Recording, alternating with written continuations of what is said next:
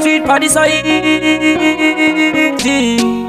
Rasta party. Apache sina kunzana napa, wakabaya moyo wangu ndavanda na anorapa. Usandivonere panarembosha, nditi ndiwe waiti une mafesi gosha.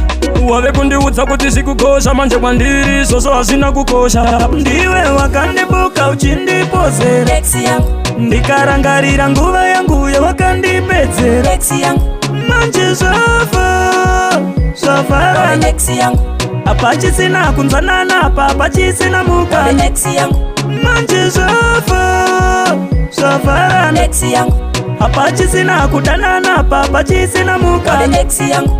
Ita zvako semachikichori zvakandirambira ukata ndina mari ukati pane nhamo iwe waungagari kati unoda vane motokari ave matakatya kare ndapota usachaye runhare ndakazowana mumwe wandakabva naye kwamutare asina basa nekauro ingiro zendakapiwa naPauro ndogeza naye setauro wanipe pasingade zvemutauro wakandibuka uchindipozera Lexi yangu, ndikarangarira nguva yangu yawakandipedzera Lexi yangu, manje zvafara Lexi yangu, apache sina kunzana napa, apache sina mukana Lexi yangu, manje zvafara Lexi yangu, apache sina kudana napa, apache sina mukana Lexi yangu.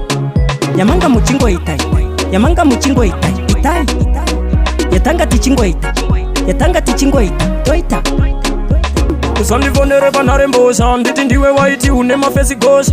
Uwave kundiudza kuti sikukosha, manje kwandiri soso hazina kukosha. ndiwe wakandibuka uchindipozera Lexi yangu, ndikarangarira nguva yangu yawakandipedzera Lexi yangu, manje zvafara Lexi yangu, apache sina kunzana napa, apache sina mukana Lexi yangu, manje zvafara Lexi yangu, apache sina kudana napa, apache sina mukana Lexi yangu. Ita zvako zvemachikichori zvakandirambira ukata ndina mari ukati pane nhamo iwe waungagari kati unoda vane motokari ave matakatya kare ndapota usachaye runhare ndakazowana mumwe wandakabva naye kwamutare asina basa nekauro ingiro zendakapiwa naPauro ndogeza naye setauro wanipe pasingade zvemutauro wakandibuka uchindipozera Lexi yangu, ndikarangarira nguva yangu yawakandipedzera Lexi yangu,